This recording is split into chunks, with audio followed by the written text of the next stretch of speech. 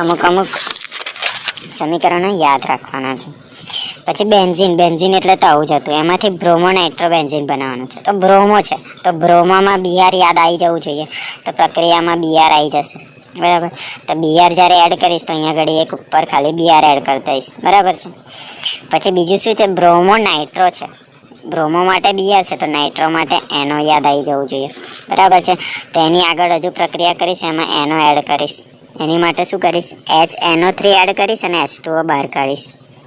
તો H જતા રહેશે તો બ્રોમોન તો એવું ને એવું જ ઉપર રહેશે, પણ નીચે NO2 આવી જશે. તો મળી ગયું બ્રોમો અને નાઇટ્રોનું, બરાબર. તો આવી રીતે ખાલી અમુક અમુક વસ્તુ આમ યાદ રાખવાની છે. હવે એક ક્લોરોબ્યુટેન છે, એમાંથી N ઓક્ટેન કરવાના છે. તો એક ક્લોરોબ્યુટેનમાં શું હશે?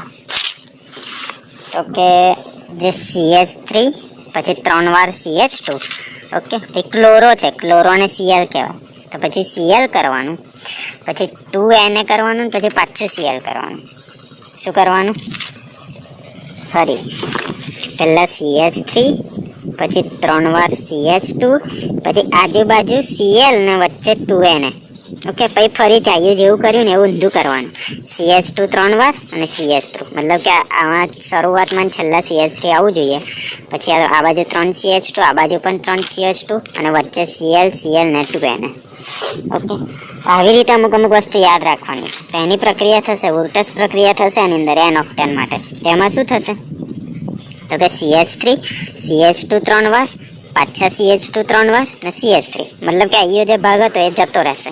તો ખાલી આટલો ભાગ ને આટલો ભાગ લખીશું. સિમ્પલ, આવી ગયો જવાબ, ઓકે. હવે જો એવું કીધું હોય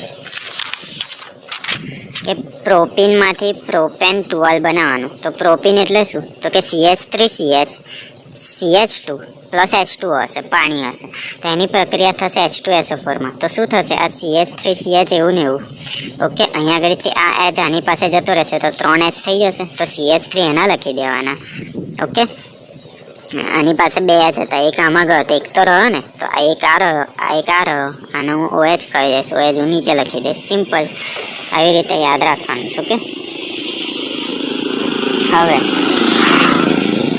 હવે છે બેન્ઝાઇલ ક્લોરાઇડ.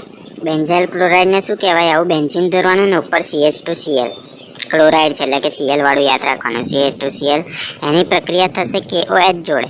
તો આ Cl છે એ જતું રહેશે અને OH અહીંયા ઘડી આવી જશે. OH આવી ગયું તો Cl કોની પાસે જતું રહેશે? K પાસે. તો K અને Cl અલગ અલગ થઈ જશે, ઓકે. હવે ઇથેનમાંથી બ્રોમોથિન. ઇથેન એટલે શું? CH3CH3 કહેવાય. બ્રોમોથિન વાળી પ્રક્રિયા જોઈએ છે એટલે મેં બીઆર એડ કરીશ, ઓકે. બીઆર એડ થશે ને એક H જતો રહેશે એટલે કે HBr કરીશ. અહીંયા આગળ એક H જતો રહેશે તો 3ની જગ્યાએ 2 આવી જશે. આ CH3 આગળ નહેવાની અને બીઆર એડ થઈ જશે તો પાછળ બીઆર આવી ગયું. પાછી પ્રક્રિયા કરીશ, આમાં KOH એડ કરીશ. KOH એડ કરીશ પછી KBr જવા દઈશ એટલે K જતા રહેશે.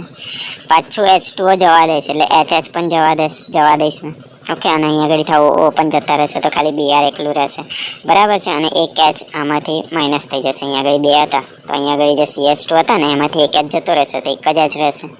અહીંયા આગળથી પણ CH3 હતા એમાંથી એક H જતો રહેશે તો CH2 થઈ જશે અને BR નીચે આવતું રહેશે. તો આવી રીતે ખાલી સિમ્પલી યાદ રાખવાના છે સમીકરણો, ઓકે.